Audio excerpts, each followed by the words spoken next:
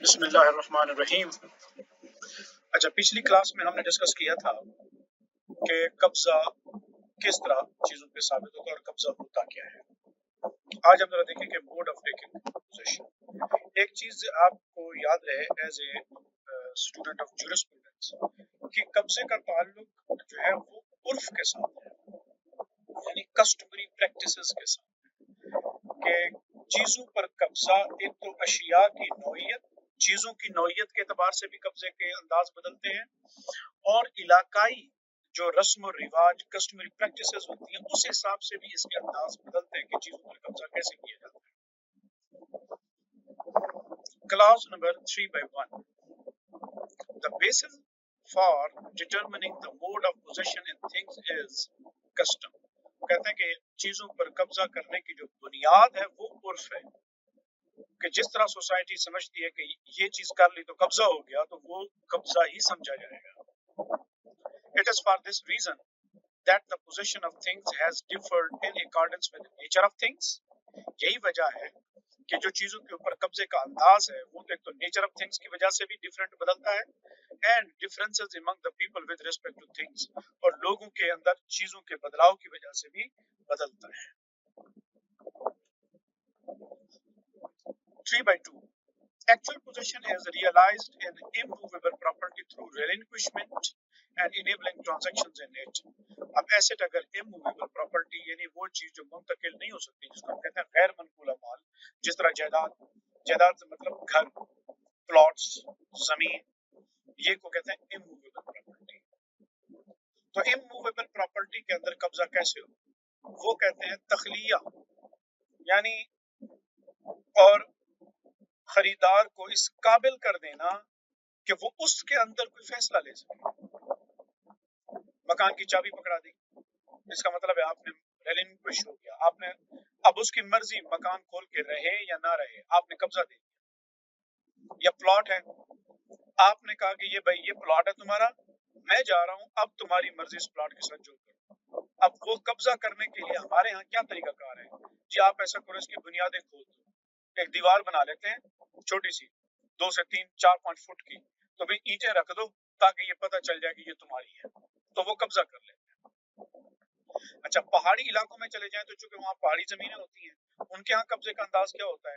وہ چھوٹے چھوٹے پتھروں کے ایک پلر بنا دیتے ہیں، وہ کہتے ہیں یہاں سے لے کر یہاں تک یہ آپ کی زمین ہے، یہ دو، وہ پتھر رکھ لیتا ہے اور کہتا ہے کہ یہ میرا ہو گیا، تو ان کے ہاں قبضے کے اپنے انداز ہیں۔ تو وہی کہا۔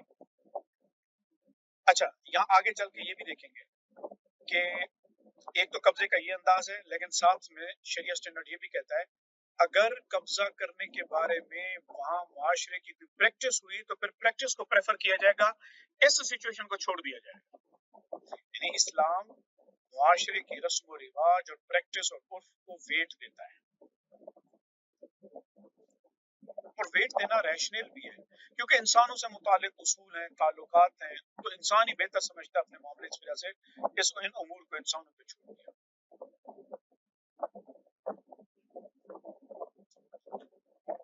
3/3، actual possession takes place in movables through physical corporal delivery۔ مال منقولہ وہ چیزیں جو ایک جگہ سے دوسری جگہ منتقل ہو سکتی ہیں، چیزیں، فریج، ٹیلی ویژن، پنکھے، میزیں وغیرہ، یہ ساری چیزیں وہ کہتے ہیں کہ ان کی باقاعدہ فزیکل ڈیلیوری سے ہی قبضہ شمار ہوگا۔ یہ ہم اسے کہیں گے ایکچوئل پوزیشن، ریئل پوزیشن، حقیقی قبضہ، اگر وہ فزیکلی آپ نے کسی کو دی۔ کنسٹرکٹیو پوزیشن کیا کہلائے گی ان میں؟ Constructive possession in ascertained movables as well as in those established as a liability by the description takes place after their ascertainment by means of one of the methods known for their ascertainment by relinquish या releasing the things for the person entitled to it, enabling him to deliver it without any obstacle even when no transportation or transmission has been taken place۔ اس کا مطلب یہ ہے کہ جو constructive position ہے، جو حکمی قبضہ ہے، وہ ان چیزوں کے اندر کہ جو موویبل ہے، یا وہ چیزیں کہ جو کسی انسان کے ذمہ واجب الادا ہو جاتی ہیں، جن کو ہم ڈیٹس کہتے ہیں، دیون، کیا کہتے ہیں؟ दुयून डेट्स, अब वो फिजिकल तो नहीं होती, वो तो डेट्स हैं, आपके जिम्मे वाजिबुल अदा है। टेक्स प्लेस, मिसाल आपने किसी की गंदम देनी है, आपके जिम्मे वाजिबुल अदा है, खास तो नहीं है कि यही वाली देनी है, तो डेट्स हैं। अब वो कहते हैं कि इनके अंदर जो पोजीशन है वो कैसे हो सकती है। आपने अगर उस एसेट को उनको इस काबिल बना दिया कि वो चाहते तो उसके ऊपर कोई फैसला ले सके, उसके ऊपर कोई, जिसको हम उर्दू में कहते हैं तसर्रुफ कर सकना, वो उसके ऊपर तसर्रुफ कर सके। अगर तो आपने वो चीज उसके तसर्रुफ में दे दी तो कहते हैं हम समझेंगे ये हुक्मी कब्जा हो गया, इसके ऊपर कब्जा हो गया। मिसाल के तौर पर फ्रिज है, आपने कहा ये भाई फ्रिज रखी हुई है, ये मैं जा रहा हूँ, आपने भले उस हाथ में उसके हवाले नहीं की, इशारा कर दिया ये खड़ी है फ्रिज। अब वो चाहता तो उसको हाथों में उठा लेता और हाथ रख लेता, पोजीशन ले लेता, लेकिन आपने उसको उस चीज के साथ अकेला छोड़ दिया, उसको इस काबिल कर दिया कि कब्जा कर ले, तो शरीयत कहती है कि हम इसे हुक्मी कब्जा ही समझेंगे। अब वो चला गया, बाद में डाकू आए और फ्रिज उठा के ले गए, तो बंदा कहता है जी मैंने तो कब्जा ही नहीं किया था, तो शरीयत कहेगी नहीं भाई, आपके कब्जे में दे दी गई थी, आपने नहीं उठाया, वो आपका मसला है। लिहाजा अब वो आपके जमान पे थी, चूंकि आपने क्या कर लिया था, कब्जा कर लिया था, और शरीयत उसे कब्जा समझती है। एजेंट की जो पोजीशन होती है वो भी क्या होती है, हुक्मी कब्जा होती है।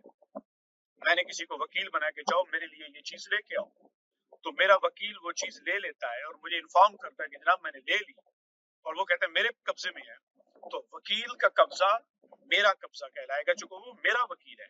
तो agent, position of agent is position of principal, इसको हम यूं भी कह सकते हैं। रियल पोजीशन या actual position of agent is constructive position of principal. वकील का हकीकी कब्जा प्रिंसिपल का या असील का हुक्मी कब्जा कहलाता है।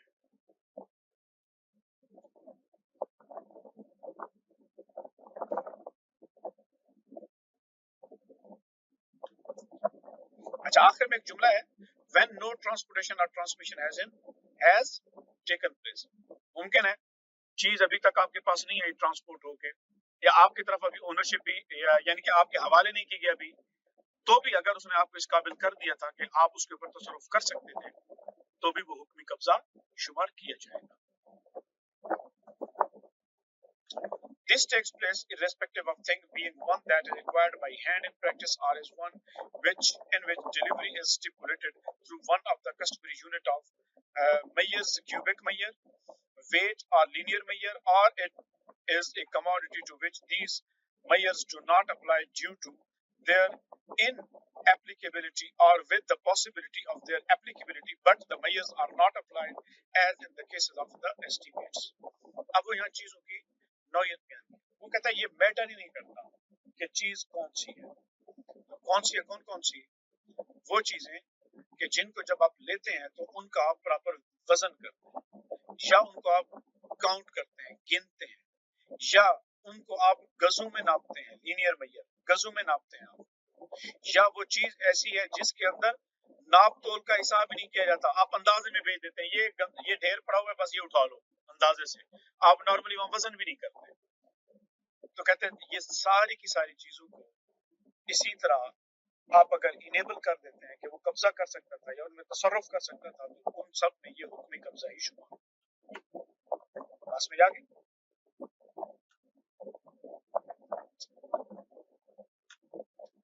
3/4 constructive possession includes the registration of a mortgage immovable or a mobile movables like cars, trains, streamers, airplanes through registration that is valid under the law.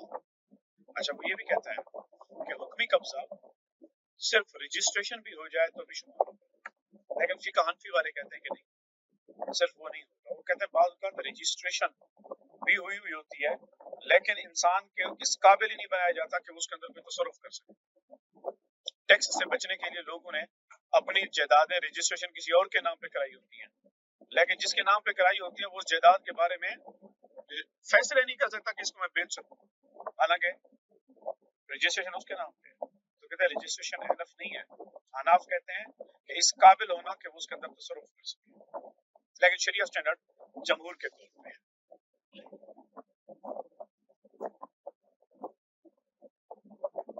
Airplane through registration that is valid under the law.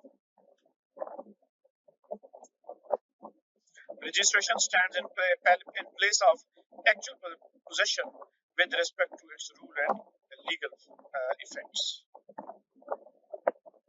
Registration वहां पे हुई हो जहाँ पे हकीकी कब्जा हुआ है। तो कहते हैं कि जो रजिस्ट्रेशन है वो किस चीज के कायम मकाम हो गई, हकीकी कब्जे के कायम। तो अगर रजिस्ट्रेशन होगी तो ये समझेंगे कि कब्जा भी होगा। तो इन प्लेस ऑफ का मतलब है कायम मकाम।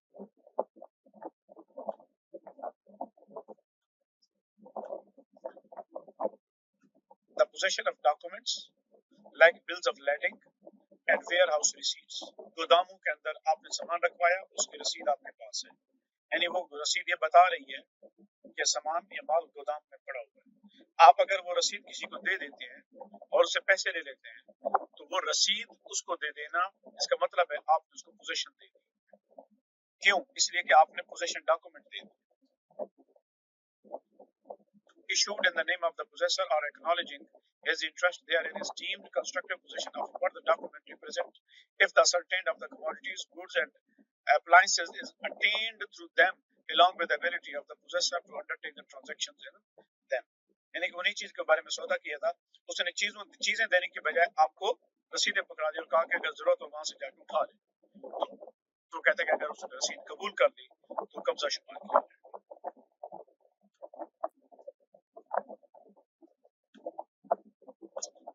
Prior possession of a tangible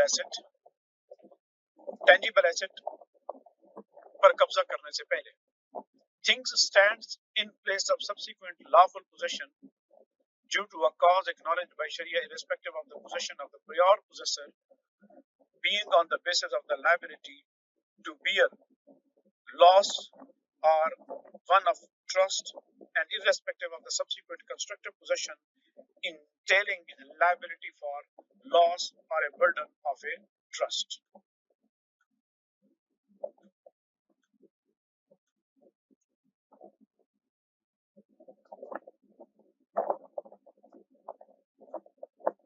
मिसाल के तौर पर मैं एग्जाम्पल से फिर इसको दोबारा पढ़ेंगे, पहले एग्जाम्पल समझिए।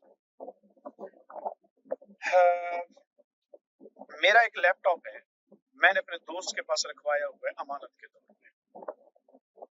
अब वो किसकी पोजीशन में पड़ा है? मेरे दोस्त की पोजीशन में पड़ा है।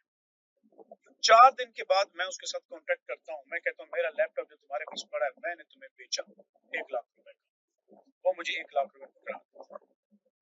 तो वो पोजीशन जो उसके पास ऑलरेडी है, वो पहले उसके ऊपर कौन सी पोजीशन थी? हम उसे कहते हैं कब्ज़े अमानत। कब्ज़े अमानत।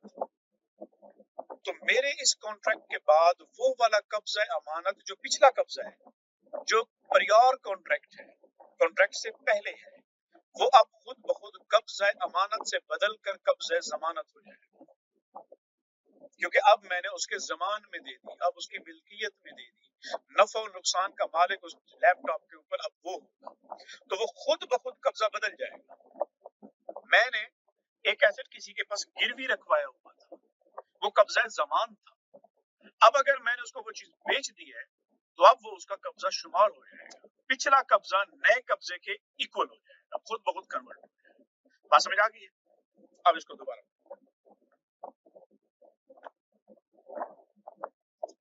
prior possession of tangible asset, things stands in the place of subsequent lawful possession, वो कायम मकाम हो जाएगा नए, subsequent का मतलब है बाद में होने वाले नए कब्जे के, तो बाद में होने वाले नए कब्जे के कायम मकाम हो जाएगा। वो नया कब्जा किस वजह से?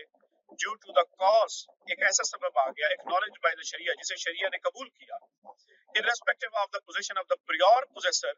इससे कोई फर्क नहीं पड़ता कि जो पहला कब्जा था वो जिसके कब्जे में चीज पड़ी हुई थी, being on the basis of the liability to bear loss, खा वो सामान के लिए पड़ी हुई थी, कफाला के तौर पे पड़ी हुई थी, सिक्योरिटी रहन के तौर पे पड़ी हुई थी, और वन ऑफ ट्रस्ट या उसके पास बतौर अमानत पड़ी हुई थी।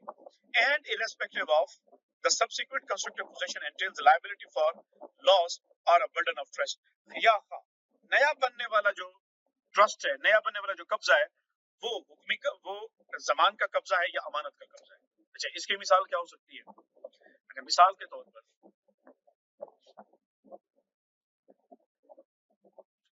एक चीज मैं खरीद रहा हूँ अपने दोस्त से, उसका लैपटॉप, और उसका लैपटॉप उसी के कब्जे में पड़ा हुआ है। जब तक उसने मुझे नहीं बेचा वो उसका कब्जा मिल्कियत है, चूंकि उसके कब्जे में। उसने चीज मुझे बेच दी, मैंने उसको कीमत दे दी, मैंने कहा कि वो लैपटॉप मेरा हुआ, अब आप ऐसा करो उस लैपटॉप को अपने पास रखो बतौर अमानत। अब उसके पास वो जो लैपटॉप पड़ा हुआ है, पहले उसका हकीकी कब्जा किस चीज का था? मिल्कियत का था। अब वो कब्जा अमानत बन जाएगा, खुद ब खुद वो क्या हो जाएगा? ट्रांसफर हो जाएगा। अच्छा, मैंने उस दोस्त से लैपटॉप भी लिया, मैंने उससे गाड़ी भी ली, वो कहता है मेरे पास कोई चीज जमानत रखवाओ। मैंने कहा मेरा वही लैपटॉप जो तुमसे खरीदा है अभी, उसको जमानत के तौर पे रखो, तो उसके ऊपर जो पहला कब्जा था वो खुद ब खुद कब्जा जमान बन जाएगा। पास में जाके तो ये दोनों केस पॉसिबल है।